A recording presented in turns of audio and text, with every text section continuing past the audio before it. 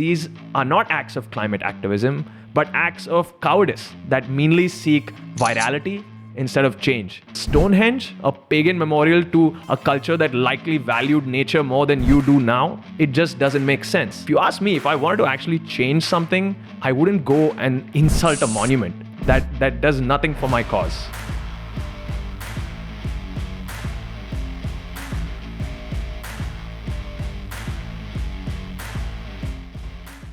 Hi, welcome to The Overcorrection.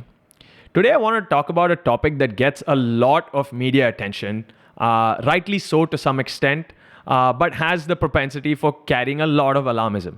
Climate activism. And specifically, I want to talk about the nature of 21st century climate protests. Not 2 days ago, the infamous climate activist group based in the UK called Just Stop Oil has gone and sprayed orange spray paint on the Stonehenge. They've gone and defaced, I believe, a 5,000-year-old pagan monument in the UK.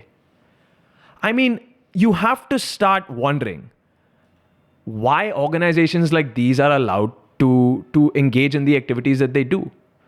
They've defaced monuments, tried to damage priceless artworks, now have gone and done this to the Stonehenge. I mean, what is the end goal of these protesters? It doesn't make sense to me, because I think these are not acts of climate activism, but acts of cowardice that meanly seek virality instead of change. It does nothing to get to the bottom of the issue. And think about the funny thing in this. I read a great article that was talking about this. At least when you're targeting art galleries, it somewhat makes sense if you believe that people that go to high-profile art galleries are more likely to support oil companies. But the Stonehenge, a pagan memorial to a culture that likely valued nature more than you do now, it just doesn't make sense. So you're clearly just seeking clicks, you're seeking views, and you're damaging priceless monuments. And they did this knowing that there was going to be solstice celebrations at the Stonehenge. So it's just to seek views. And how much policy change has Just Stop Oil managed to do from these activities? I really doubt that they've been had any efficacy whatsoever. And why I actually think about this is when I think about India itself, we take climate change very seriously. We are not a country of climate denialism. And we believe in a grassroots change.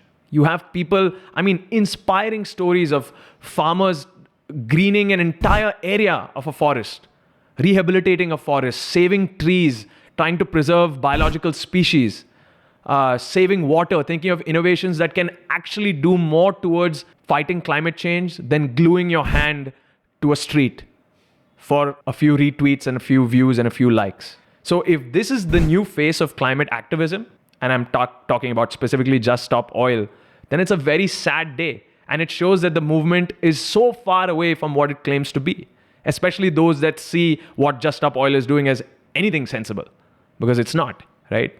So, and what I find interesting is that organizations like Just Stop Oil have adopted what an author, Mary Harrington, I believe, called the Omni cause, right? So you'll find Just Stop Oil, which is a bunch of Gen Zers, essentially. They will, of course, stand with Palestine. They will stand with Khalistan. They will stand with Kashmir. They'll be against the farm laws, and they'll be against CAA. So it's like this one omni cause that they're told to follow. They don't know why they're following it, because each one of those are very, very different, each with their own complex histories, realities, truths, and politics. But for them, it's a one bundle, one issue. Let's glue our hands to the streets. Let's destroy some priceless artworks. Let's deface monuments, because this is how you're going to get any kind of political change. If you ask me, if I wanted to actually change something, I wouldn't go and insult a monument that does nothing for my cause. So I think organizations like Just Stop Oil have to really introspect and try and understand whether the actions that they're doing are simply a marketing gimmick or something that is meant to bring about real change in countries' climate policy. Oil reliance is not going to go overnight. We've spoken about that.